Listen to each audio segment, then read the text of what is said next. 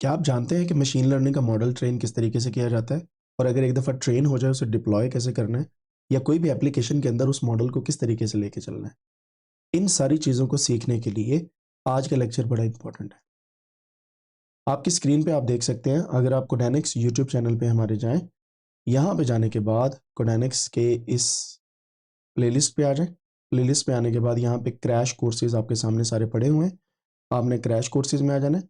यहाँ पे आने के बाद थोड़ा-सा नीचे आएँगे, तो मशीन लर्निंग के 2 स्पेसिफिक लेक्चर्स यहाँ पे मौजूद हैं, पार्ट 1 एंड पार्ट 2 ये लेक्चर्स हैं।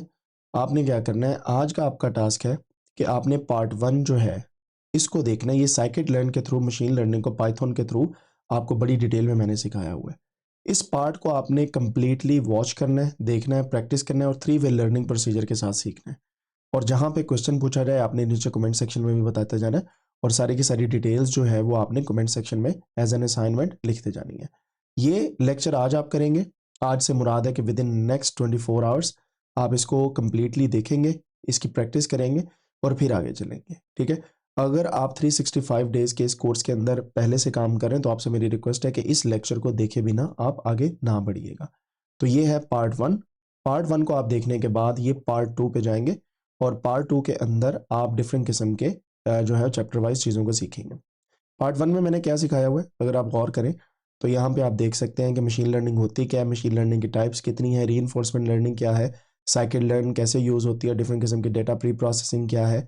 फिर हर एक एल्गोरिथम को बड़ी डिटेल के अंदर मैंने बताया, ओवरफिटिंग, अंडरफिटिंग क्या होती है, रिग्रेशन या क्लासिफिकेशन क्या होता है, रिग्रेशन की थ्योरी क्या है, यूक्लिडियन डिस्टेंस क्या होता है, decision tree algorithm, ensemble algorithm and there are many other things जो इसके अंदर मैंने बताई हैं।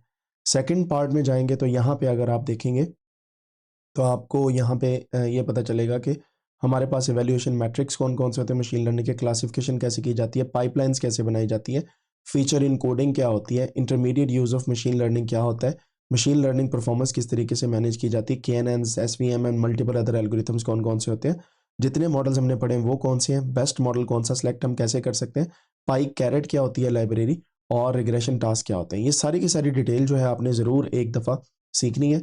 और ये दोनों पार्ट्स जो हैं ये आपके लिए बहुत ज़्यादा इंपॉर्टेंट है। इस वजह से मेरी आपसे रिक्वेस्ट है कि इन पे आप प्रैक्टिस करें, प्रैक्टिस करने के बाद इन पार्ट्स को ज़रूर देखिएगा। इन दोनों पार्ट्स के लिंक मैंने कमेंट सेक्शन में भी दे दिए हैं और ऊपर आपको आई बटन के अंदर भी नज़र आएँगे। अगर आप आई बटन पे क्लिक करेंगे यहाँ पे, तो आपको ये लेक्चर्स वहाँ पे भी नज़र आएँगे। अपना ख़्याल रखें, दुआ में याद रखें और कमेंट करना ना भूलें, लाइक करें एंड शेयर करें अपने दोस्तों के साथ। See you in the next one.